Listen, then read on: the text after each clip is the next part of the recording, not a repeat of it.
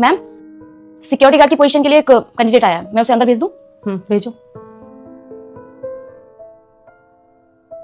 Ma'am मैं वो अरे आंटी जी, आप यहाँ पे?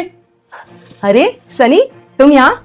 अरे आंटी जी, मैं तो यहाँ पे सिक्योरिटी गार्ड की नौकरी के लिए आया था। तो क्या है ना कि जहाँ मैं पहले नौकरी करता था वहां से मैंने काम छोड़ दिया है, तो बस मैं इसलिए यहाँ पे आया था सिक्योरिटी गार्ड की नौकरी के लिए।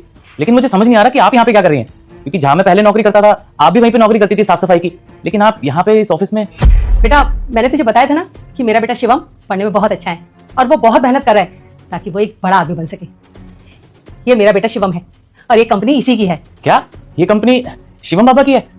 आंटी जी, मुझे जान के बहुत खुशी हुई। मैंने आपको कहा था ना कि आप अपने बेटे के लिए इतनी मेहनत कर रही हैं, हारी बीमारी में भी ऐसे ऑफिस में आ रही हैं, काम कर रही हैं। देखना एक दिन शिवम बाबा बहुत बड़े आदमी बनेंगे। और देखो ना, आज उन्होंने इतना बड़ा ऑफिस खोल लिया। कहाँ हम लोग छोटी मोटी नौकरी करते थे, लेकिन आज आप ही का बेटा दूसरों को नौकरी दे रहा है। ये जान के बहुत खुशी हुई। आपको पता है, जब मैं यहाँ पे इंटरव्यू देने आ रहा था ना, तो बाहर मैंने बोर्ड देखा था, बहुत ही शानदार था। मैं सोच रहा था कि इतनी बड़ी कंपनी में मेरे को जॉब करने का मौका मिलेगा, लेकिन ये जान के खुशी हुई कि ये कंपनी शिवम बाबा की है।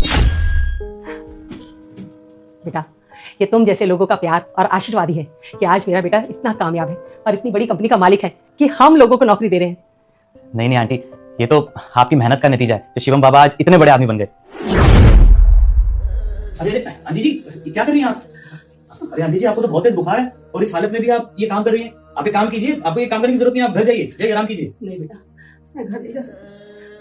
अरे घर गई ना तो साहब मेरी तनख्वाह काट लेंगे और तनख्वाह काट ली, मेरे बेटे की फीस भरनी लगी, सब कैसे होगा?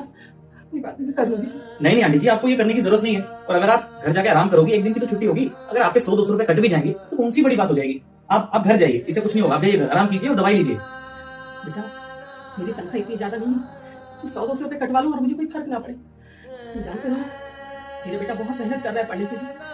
अगर मेरी वजह से उसकी पढ़ाई में कोई बाधा आई तो मैं जिंदगी भर उसको माफ नहीं कर पाऊँ। अरे इतने से पैसों में से घर चलाना, उसकी फीस देना, सब करना, ऐसे नहीं कर सकती। मुझे चाहे जो भी हो जाए, लेकिन मेरे बेटे की पढ़ाई नहीं रुकनी चाहिए। मैं कर लूंगी।